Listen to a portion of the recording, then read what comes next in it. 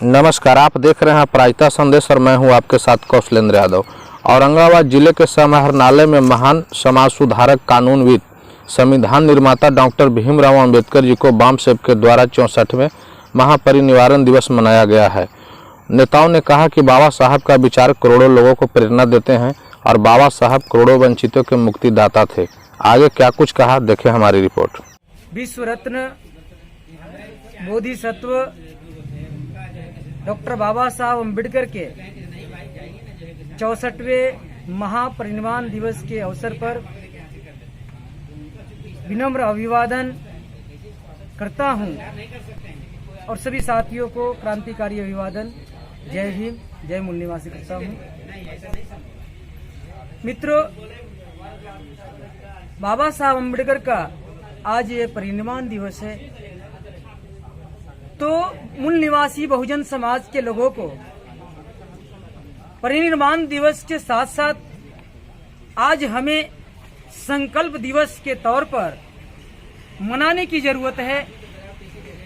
और अगर हम संकल्प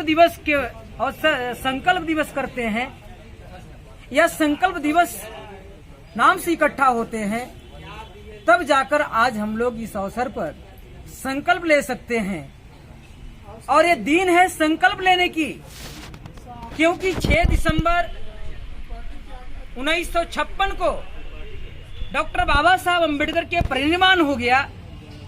परिनिर्वाण होने की वजह से जो बाबा साहब अम्बेडकर ने राष्ट्रव्यापी संगठन निर्माण किया था, वो राष्ट्रव्यापी संगठन दुश्मनों के द्वारा, कांग्रेसियों के द्वारा, जनसंघियों के द्वारा, कम्युनिस्टों के द्वारा वो समाप्त कर दिया। और समाप्त करने के बाद वो राष्ट्रव्यापी संगठन समाप्त हो गया। समाप्त होने की वजह से क्या हुआ, जो संवैधानिक अधिकार डॉक्टर बाबा साहब अम्बेडकर ने मूल निवासी बहुजन समाज के लोगों को दिया था, वो आज संवैधानिक अधिकार धीरे धीरे समाप्ति की कगार पर पहुंच गया है। उसका कारण साथियों वही है कि हमें जो राष्ट्रव्यापी संगठन मिला था, वो राष्ट्रव्यापी दुश्मनों ने प्लान बनाकर और इस संगठन को बर्बाद करने में कांग्रेसियों को सबसे बड़ा हाथ है, पंडित नेहरू को हाथ है। और इनके गांधी नेहरू एंड कंपनी के जितने भी लोग थे, इन सारे लोगों ने मिल करके हमारा मूल निवासी बहुजन समाज के राष्ट्रव्यापी संगठन को समाप्त किया है।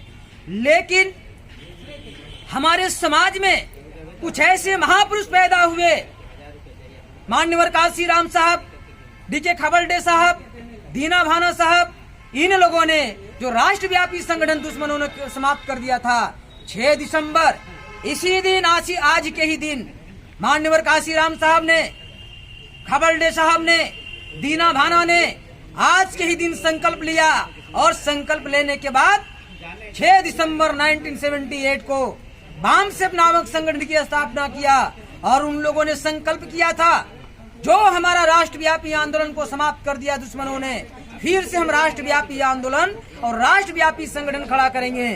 साथियों, आज उसका नेतृत्व आज मान्यवर काशीराम साहब भी हमारे बीच में नहीं है, डीके खबरडे साहब भी हमारे बीच में नहीं है, दीना भाना भी हमारे बीच में नहीं है। लेकिन ये राष्ट्रव्यापी संगठन जो तैयार किया गया था, इस राष्ट्रव्यापी संगठन का नेतृत्व आज आदरणीय वामन मेश्राम साहब कर रहे हैं। और आज हम लोग आदरणीय वामन मेश्राम साहब के नेतृत्व में आज हम लोग काम को आगे बढ़ा रहे हैं। तो आज ये संकल्प दिवस है, संकल्प लेने की जरूरत है। और ये संकल्प कौन ले सकता है? संकल्प इंटेलेक्चुअल क्लास के लोग ले सकते हैं, पढ़े लिखे लोग ले सकते हैं, जो शिक्षित लोग ले सकते हैं। और इस देश का, भारत का, जो जिसे मिसाइल कहा जाता है, वो मिसाइल कौन है? एक तो मिसाइल मैन, उनको नाम जानते हम लोग हैं, अब्दुल कलाम को। लेकिन जो भारत का 70% युवा है, विद्यार्थी है, वो सबसे बड़ा मिसाल मैन है। ये मिसाइल है। लेकिन क्या हुआ, ये जो युवा पीढ़ी मिसाइल तो है, जितना मिसाइल है उससे कई गुना ज्यादा मिसगाइड है। तो आज युवा पीढ़ी को भी, यूथ को भी, विद्यार्थी को भी, नौजवानों को भी, छात्रों को भी संकल्प लेने की जरूरत है कि हम जो मिसाइल हैं, ये मिसाइल कहां पर छूटना चाहिए, ये मिसाइल कहां पर दागना चाहिए, इनको मालूम नहीं है। मालूम क्यों नहीं है, ये मिसगाइड हो चुके हैं। तो आज उनको भी संकल्प लेने की जरूरत है। वो जो मिसगाइड नामक जो उनके अंदर जो भ्रम फैला हुआ है उसको भी निकालने की जरूरत है। जब अगर निकालते हैं तो मिसाइल सही जगहों पर लगेगी। जब सही जगह पर लगेगी तो मूल निवासी बहुजन समाज के हित में फायदा हो सकता है, साथियों नुकसान नहीं हो सकता है। अन्नदाताओं के विषय में क्या कहेंगे जो आज सड़कों पे? किसानों के संदर्भ में, किसान से तो हम लोग भी ताल्लुक रखते हैं और हमारा मूल निवासी बहुजन समाज श्रवण संस्कृति से बिलोंग करता है। श्रवण संस्कृति का मतलब होता है श्रम करके खाने वाले लोग। तो हमारा तो खून में, हमारा तो डीएनए में श्रवण करने वाला, श्रम करने वाला हमारा डीएनए ही है। हमारा खून में रग रग में घुसा हुआ है। तो हम सभी लोग किसान का पुत्र हैं, किसान का बेटा है और हम उसी घर में जन्म लिए हैं। तो ये आंदोलन किसानों का आंदोलन, मेरा आंदोलन है। वो केवल किसान जो कर रहे हैं उनका आंदोलन नहीं है, वो मेरा आंदोलन है। इस आंदोलन को बहुजन क्रांति मोर्चा के राष्ट्रीय संयोजक आदरणीय वामन मेश्राम साहब ने समर्थन किया है और इस किसानों के आंदोलन को बहुजन मुक्ति पार्टी के राष्ट्रीय अध्यक्ष आदरणीय बीएल मातंग साहब ने समर्थन किया है। और मैं बिहार प्रदेश में भी, मैं इस किसानों के आंदोलन को बिहार प्रदेश से भी हमने साथ और समर्थन की घोषणा किया है। और 8 दिसंबर को जो भारत बंद किया जा रहा है, उस भारत बंद में तमाम मूल निवासी बहुजन समाज के संगठन, जितने भी चलाने वाला संगठन है, बाबा साहब अम्बेडकर के विचारों पर, किसानों के हित में, मजदूरों के हित में, बहुजन समाज के हित में, इन तमाम लोगों से मैं अपील करता हूं कि हमें ज्यादा से ज्यादा संख्या में पूरे समाज को इकट्ठा कर करके हमें भाग लेना चाहिए। और इसमें सबसे ज्यादा बढ़ चढ़कर जो छात्र नौजवान है, युवा पीढ़ी है, जो मिसाइल मैन है, इनको भी ज्यादा से ज्यादा भाग लेना चाहिए। क्योंकि दुनिया के लास्ट शक्ति छात्र शक्ति मानी जाती है।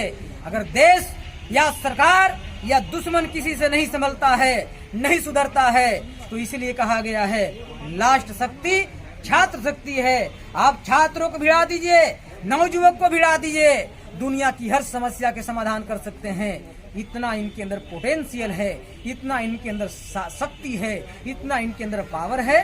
तो छात्रों को भी बढ़ चढ़ के इसमें हिस्सा लेना चाहिए और तमाम लोगों को लेना चाहिए। साथियों, हमें मालूम होना चाहिए, समाज के लोगों को मालूम होना चाहिए, ये 8 दिसंबर को जो भारत बंद है, हमने किस आधार पर समर्थन किया है। साथियों, लॉकडाउन जब चल रही थी, उस लॉकडाउन के समय में आरएसएस वाली बीजेपी सरकार ने नरेंद्र मोदी को मोहरा बना करके मोहन भागवत जी ने क्या किया, किसानों के विरोध में 3 अध्यादेश लाया। और 3 अध्यादेश जो है वो किसानों के विरोध में है। आज की ऐसे खबरों के लिए बने रहे अपराजिता संदेश के साथ। धन्यवाद।